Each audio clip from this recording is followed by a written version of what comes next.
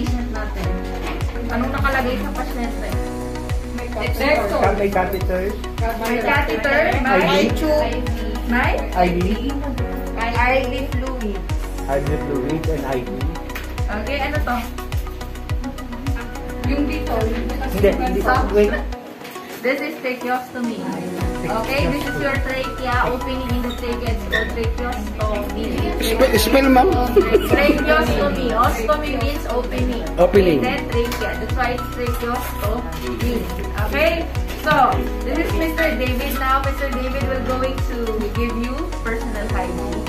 Okay, so this is what we will follow. The sequence that we will do also in your return demonstration. Okay, so let's start. We'll start with oral care. Okay, so only once we will tell the pre-procedure steps. So what are the pre-procedure steps? You knock on the door. You verify the doctor's orders because some patients is not allowed to move them. That's why you need to verify if it's allowed. Okay, then next. Before that, hygiene and wear the proper PPE. Okay, this time you need to wear the proper PPE or the gloves and the gown if necessary. Why? Because you're touching the different parts of the body on the patient, so you should wear the proper PPE. Then, we go with the patient, check the name of the patient and verify it. Hi, sir, Mr. David, we are going to give you personal hygiene and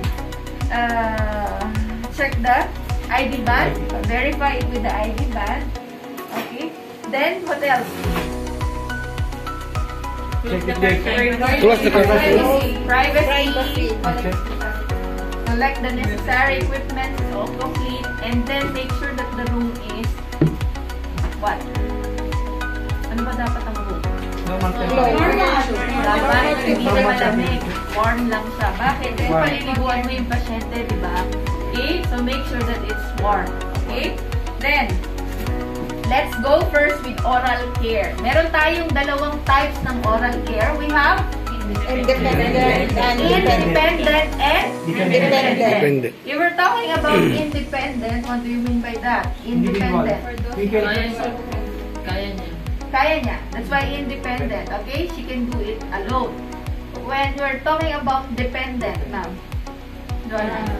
Hindi niya kaya, ma'am. Hindi niya kaya. Bedridden. Assistant. He needs assistance. Okay? So, we'll be doing first the independent.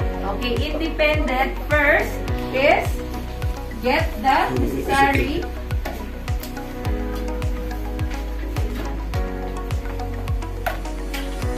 so we need the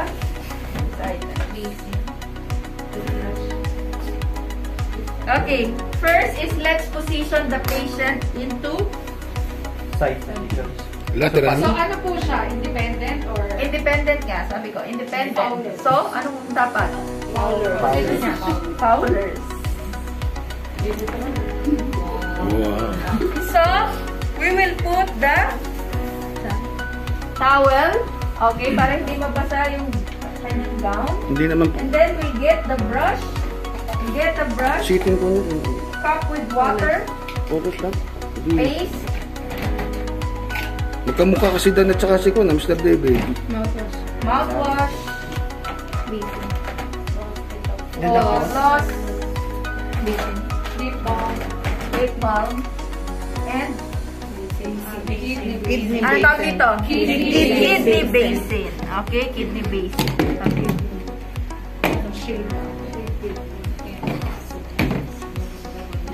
Okay, Mr. David, we're going to assist you in your brushing of your teeth. Okay, I'll just show you, but it should be the patient should be doing this one. Okay, so brushing is very important to prevent what condition? Halitosis. What is halitosis? Bad breath. Very good. Okay, so first is you put the paste on the brush. Okay, moisten it and tell Mr. David, you can do it and tell him what he needs to do. Okay, first, Mr. David, you need to brush the Upper teeth or lower? upper and lower teeth. Okay, you will start from the crown going to the gum line. Okay, back and forth. Then next is here.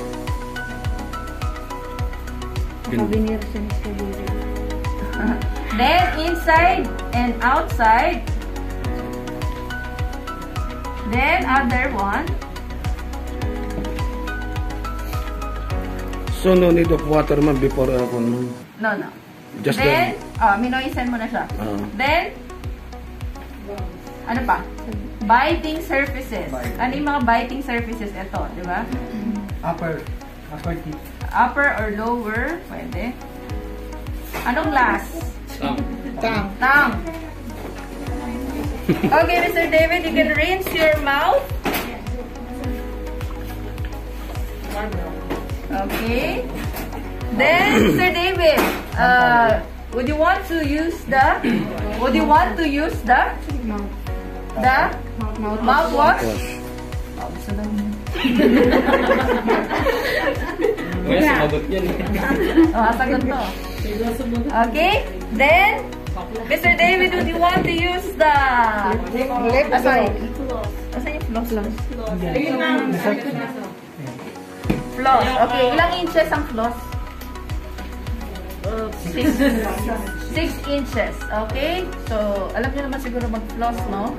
Okay, kaya niyo din naman mag-floss if ever because independent siya. So, bigay niyo lang siya 6 to 8 inches, you can floss your teeth, Mr. David. Then, let him rinse once more. Then, throw. Then, put the... Mr. David, would you like to put lip balm?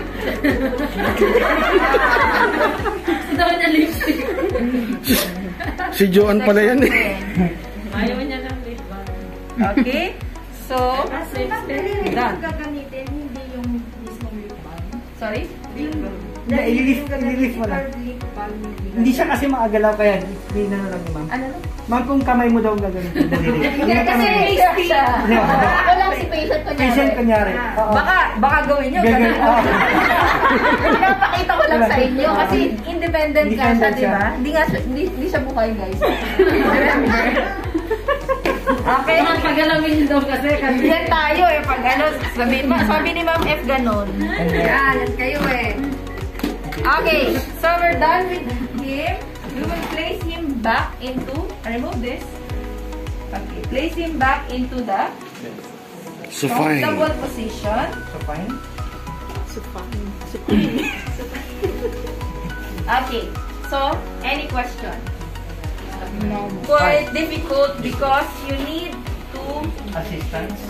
be careful in preventing aspiration. Why? Aspiration, why? Kasi ano ba mga usual na dependent patient? Unconscious. Paralyzed. Okay? So, kung paralyzed ka, ibig sabihin wala kang gag reflex. And kung wala kang gag reflex, ibig sabihin kahit anong ilagay sa'yo, ano ba yung gag reflex? I-take mo lang. Ano ba yung gag reflex? Pag nilagay mo yung kamay mo doon, di ba pag kunyari kayo, sukan-suka kayo dahil sa alak. Inanon nyo, sinundot nyo. Susuka kayo, di ba? That is gag reflex. Okay, your ability to gag. Okay? Sa mga patient na paralyzed or unconscious, nawawala po yun. So, may risk sila na ma-inhale nila yung mga fluids papunta sa lungs. And it will cause aspiration that will eventually result to pneumonia. Okay, pneumonia. So, mas mahirap po yung gamutin. So, ipe-prevent natin siya. So, may technique tayo to prevent patient from preventing aspiration. Paano? Okay, so place your patient into lateral Position. Okay, so dito tayo. Ma'am, nandito yung IV. Away from the IV. Hindi, sige lang. Kasi nandito yung gamit niya. Wait lang. Okay, so paano tayo mag-position ng patient? Usog muna natin doon, di ba? Okay, then make sure na Tubes. yung tubes is na safe lang siya. Okay. Then, place natin si... Makita ka niya. Okay Wala lang. namang problema. As long as safe yung IV mo, walang problema. Laki mo, David. Ang pagaling. So, you're so heavy. Taskin na sa taskin. So, go diet. Okay? So, place the patient into side lying position. Make sure that the mouth is draining the secretions. Okay? Then, maglagay tayo ng incontinence pad. Okay? Para hindi mabasa. I-upload ko ito. Then, maglagay, towel lang. Lagyan ulit natin siya ng towel dito. Ito, Cinderella. And, Perfect. dahil ang patient mo ay nagde-drain ng secretions, lagay tayo na, Basic. ano tawag dito? Inhibition. Relax ka lang. Oh, yan. Ano naman talaga? I-upload ko ito para makita ninyo. Okay. So, this time, we will use the toothpick. Ang tawag dito ay toothpick. We will not use the brush, but we will be using the toothpick. Toothpick. Tapos, toothpick. Nandun yung sa video. Kung napanood sa video, meron doon. Bakit tayo nag-toothpick? We are not using the brush for those patients na unconscious. Bakit? Masyado kasing irritated na yung gums nila na nagkukos ng bleeding pag brush. Kasi brush di ba matigas? So, we are using this toothpick because, ano to, parang sponge. And, ano siya, malambot. Okay? So, friendly siya sa gums. Okay? That's why we are using this. Ang tanong, ma'am, pwede mo pa bang gamitin ulit to? Hindi na po. This is usually disposable. Okay, ganito siya. Okay, kunin mo lang sa store nyo, sa hospital. Then, pagkatapos mong gamitin, ay tapon mo na. Okay?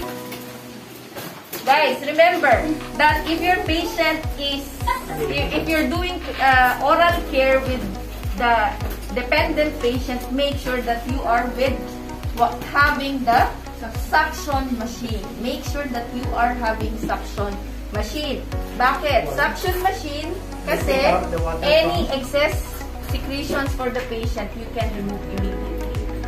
Okay? Tandaan nyo, walang gag reflex si patient. Kahit nang ilalagay nyo, pwede nyo yung malunod. Okay? So, make sure na sa bedside or sa side ng patient, dapat may suction. Suction. Okay? So, let's start. Okay. Hindi natin to, dahil ang patient nyo, guys, ay unconscious, hindi mo pwedeng painumin na pag ganon. Okay? Hindi yan iinom. What we need is we need a syringe, okay, to rinse the mouth. Okay? We need to rinse the mouth. Okay, let's start.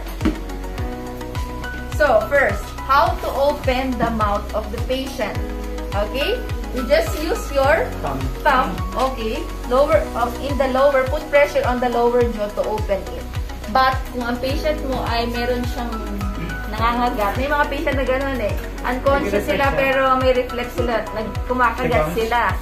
Okay, nangangagat. So, pwede mong lagyan ng tinatawag nating tube dito. Nakita nyo sa video. Para ma-keep open siya. Tube or cotton? Hindi ko to. Tube. No. Ay, baba yan. Ang dentista yung cotton. Hindi, may nakita sa cotton. No. Sa dentist. Ito yung tongue depressor, guys. This is used just to assess if there is gag reflex. Okay? Pwede mo yan. Dito, i-touch mo yung dulo. Okay, pag nasuka siya, ibig sabihin may gag reflex siya. Okay, but you are not allowed to use it for this one. Parang isa siyang tube, ilalagay mo dito to make it open. Matigas yun. Parang ganito. Oo, matigas siya. Mouth guard. Sa video makikita niyo yun. Doon. Okay, so ilalagay mo siya sa gilid para ma-keep it open. Okay? Pero kung wala naman siya, hindi naman siya nangangagat, okay, just lower this jaw, lower part jaw, okay, to open it. Okay? Then, okay, first is you put the paste, okay, moisten it with water. Then, same technique, okay? So, first is the crown of the teeth to the gum line. Then, this one. Then, inner to outer. Inner to outer. Biting surfaces. Biting surfaces. Last is the tongue. Pag tongue, kailangan ng spatula? Alin? Hindi. Ito na. Then, if you want to rinse it, get water. Okay. Then, open slowly. Huwag niyong bibiglain, ha? Kasi mapupunta sa baga yun. Okay. Saan po tinatapat yung tubig? Sa gums dito sa labas? Hindi, yung tubig sa tip. Sa Side mouth. tip lang. Mouth. Paano kayo mag-rinse? Sa side, mouth sa niyo? side. Yes. Side. From up to Dito down. sa ano Up to down. Okay, dahan-dahan lang po. Okay? Then make sure that you suction it. Kasi may magiging extra yan. Okay, suction. Wala kasi tayong saksakan. up and down ang tapos. Yung suction, tuturuan ko kayo next time. Okay? Ang tawag dito ay young pour suction. Pag sinabi mong young pour suction, ito yung suction na ginagamit sa mouth. Pag sinabi mo namang suction catheter, ito, ginagamit dito. Okay? Or, yung may tube dito, AP tube. Okay, ito. Pero pag sa mouth, young pour lang siya. Young pour suction. Init ang now, AC? Papayan mo siya. Kaya ka nandiyan sa gilid mo na. Wait lang, mama. Huwag ka muna. Okay. Sipa na lang. So, na-rinse mo na siya, guys. Then, punasan. Okay? Kung gusto niyo siyang lagyan ng Ayan ang mouthwash. mouthwash, okay, lagay niyo siya dito. Then, pwede niyo siyang ilagay. Katulad nung una kong ginawa. Okay? Then, hindi na tayo gagamit nito, guys. Mahirap na itong gamitin. And, eto na agad tayo. Okay?